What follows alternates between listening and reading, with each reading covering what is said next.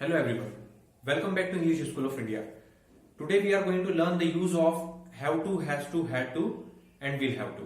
All these are used for strong obligation. आज हम लोग सीखेंगे have to, has to और had to का यूज कैसे करेंगे हिंदी और इंग्लिश के सेंटेंसेस में, और ये सभी हम लोग इन सभी का यूज करते हैं बंधन या बाध्यता बताने के लिए, किसी काम के बंधन के बताने के लिए जो काम करना ही पड़ता है. ओके, अब इनका यूज हम लोग कैसे कर सकते हैं, किन किन सब्जेक्ट्स के साथ हम लोग इनका यूज करते हैं. So on the left hand side of the board you can see we have just made a chart. In this chart we have written have to is used for I, we, you, they and plural forms, and has to is used with he, she, it, Ram or any other name or singular forms, and had to is used for past sentences. Now जैसे ही हम लोग examples लेंगे आप लोगों को सब कुछ clear हो जाएगा कि कैसे सेंटेंसेस हिंदी में फॉर्म होते हैं और उन्हें हम लोग कैसे has to, have to, had to का यूज करके इंग्लिश में फॉर्म करते हैं. Okay, for first example you can see on the white board I have to wear a uniform. मुझे यूनिफॉर्म पहननी पड़ती है.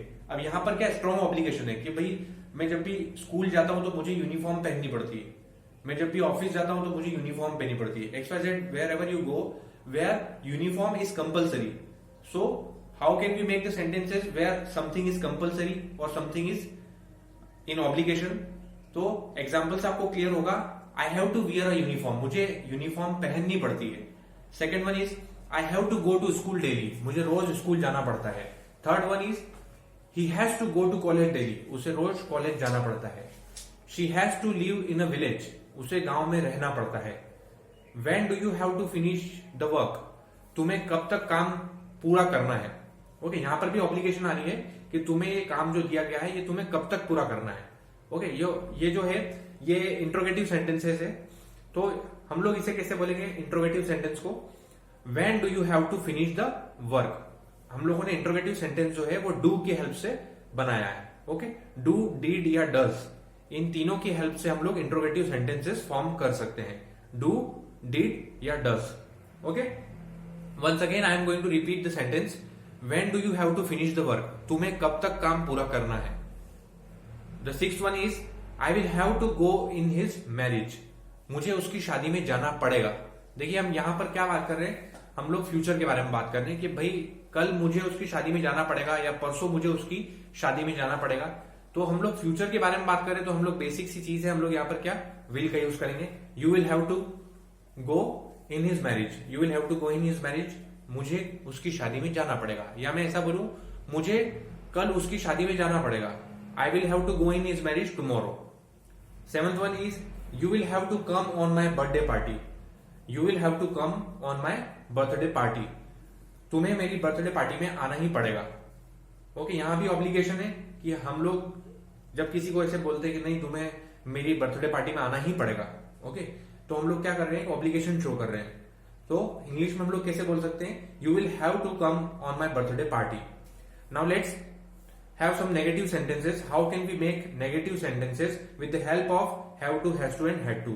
The first one is negative sentence we don't have to pay for the food, हमें food bill pay नहीं करना पड़ेगा. Okay, या हमें फूड का बिल पे नहीं करना पड़ता. We don't have to pay for the food. Next one is ninth one, I did not have to wait for too long, मुझे ज्यादा देर इंतजार नहीं करना पड़ा. I did not have to wait for too long. यहां पे हम लोग पास्ट की बात कर रहे हैं तो हम लोग डिड का यूज करेंगे. ओके, अगर फ्यूचर की बात कर रहे होते तो हम विल का यूज करते. हम यहां पर पास्ट की बात कर रहे हैं कि भाई मुझे ज्यादा देर इंतजार नहीं करना पड़ा, तो I did not have to wait for too long. Now let's have some interrogative sentences also so that you can understand that how can you form interrogative sentence और how can we speak interrogative sentences with the help of using have to, has to and had to. Does he have to give exam this year. Okay, जैसे कि हम लोग जानते हैं कि कोविड-19 चल रहा है, बहुत सारी एग्जाम्स पोस्टपोन हो रही है, तो हम लोग बेसिकली हिंदी में ऐसा बोलते हैं कि क्या इस साल तुम्हें एग्जाम देनी पड़ेगी, या फिर हम ऐसा बोले क्या इस साल उसे एग्जाम्स देनी पड़ेगी. तो इसको हम लोग इंग्लिश में कैसे बना सकते हैं सेंटेंस को, does he have to give exams this year, does he have to give exams this year. अब क्योंकि यहां पर हम लोग he, she, it, Ram, he का यूज कर रहे हैं मतलब, तो हम लोग डज का यूज करेंगे. ओके, क्योंकि हम लोग ही का यूज कर रहे हैं तो हम लोग डज का यूज करेंगे. Does he have to give exams this year, क्या उसे इस साल एग्जाम्स देनी पड़ेगी। Next one is 11th one, does he have to wear a uniform, क्या उसे यूनिफॉर्म पहनना पड़ती है। Does he have to wear a uniform. या फिर हम लोग एक सेंटेंस और ले सकते हैं, do we have to call every day, do we have to call every day. अब देखिए यहाँ पे सब्जेक्ट वी आ रहा है, तो सब्जेक्ट वी के साथ हम लोगों ने डू का यूज किया इंट्रोगेटिव सेंटेंस में, और इसके पहले वाले सेंटेंसेस में जब हमने बोला था does he have to wear a uniform, तो हम लोगों ने ही के साथ डज का यूज किया था। ओके, ये 11th सेंटेंस की हम लोग बात कर रहे हैं। 11th one, does he have to wear a uniform, क्योंकि यहाँ पे ही सब्जेक्ट आया है तो हम लोग डज का यूज कर रहे हैं। और अगर वी आ रहा है, do we have to call every day, okay, do we have to call every day, तो वी के साथ हम लोग क्या यूज कर रहे हैं, डू। सो बेसिक सी चीज है कि जब भी हम लोगों को इंट्रोगेटिव सेंटेंस बनाने होते हैं तो हम लोग डू, डज या डिड का यूज करते हैं, okay, according to the sentence. Now let's have some examples of had to. I had to go to Mumbai, मुझे मुंबई जाना पड़ा। अब देखिए यहाँ पे हम लोग पास्ट के बारे में बात कर रहे हैं, या पास्ट सेंटेंसेस हम लोग बना रहे हैं। मुझे मुंबई जाना पड़ा, मुझे दिल्ली जाना पड़ा, मुझे कोयम्बटूर जाना पड़ा। ऐसे सेंटेंसेस जिसमें हम लोग पास्ट की बात कर रहे हैं तो हम लोग वहां पर हैड टू का यूज करते हैं। I had to go to Mumbai, मुझे मुंबई जाना पड़ा। I had to wait for too long, मुझे बहुत देर इंतजार करना पड़ा। I had to wait for too long, मुझे बहुत देर इंतजार करना पड़ा।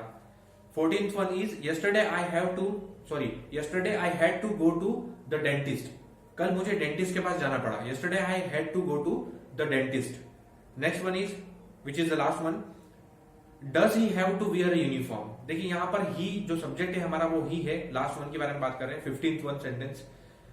सो in 15th one we have written does he have to wear a uniform, तो ही सब्जेक्ट है तो हम लोग डज का यूज कर रहे हैं, और ये एक इंट्रोगेटिव सेंटेंस है। Okay, does he have to wear a uniform, क्या उसे यूनिफॉर्म पहनना पड़ती है। ओके, तो इसके आंसर में अगर the person who is listening to you, वो आंसर में क्या बोलेंगे, हाँ उसे पहननी पड़ती है, या वो ऐसा बोल सकते हैं नहीं उसे नहीं पहननी पड़ती। तो इसमें पूरा सेंटेंस आपको नहीं बोलना है, केवल आंसर में आप लोग इतना बोल सकते हो, यस ही डज, हाँ उसे पहननी पड़ती है, या ऐसा बोले नो ही डजंट, नहीं उसे नहीं पहनना पड़ती। तो क्वेश्चन क्या था, does he have to wear a uniform, क्या उसे यूनिफॉर्म पहनना पड़ती है। The answer was yes he does, हाँ उसे पहनना पड़ती है, और नो ही डजंट, नहीं उसे नहीं पहनना पड़ती। Okay, am I clear? So we have seen all the sentences. How can we make affirmative sentences, interrogative sentences, and how can we make interrogative sentences? There is a chart on the whiteboard on the left hand side. You can see where we are using have to, where we are using has to, and where we can use had to. The chart is there. You can see and you can learn that chart. Okay. I hope that all the sentences were very simple and you have understood all the sentences very well. Now देखिए ये जितने भी sentences हम लोगों ने learn किए हैं या हम लोगों ने जो सीखे हैं, ये सारे ही सेंटेंसेस डेली यूज में बहुत ज्यादा यूज में आते हैं। तो इसको आप अच्छे से प्रैक्टिस कर लीजिए। Okay, you can just write down all this sentences, all this examples in your notebook and you can practice by making some new sentences. Always make the sentences in both the languages, in Hindi and in English also, so that you can understand कि हिंदी में कैसा sentence है उसको English में हम लोग कैसे form कर सकते हैं, या इंग्लिश में अगर कोई सेंटेंस हमारे सामने बोल रहा है तो उसका हिंदी सेंस क्या होगा। Okay, I hope I am clear. Thank you very much, bye bye.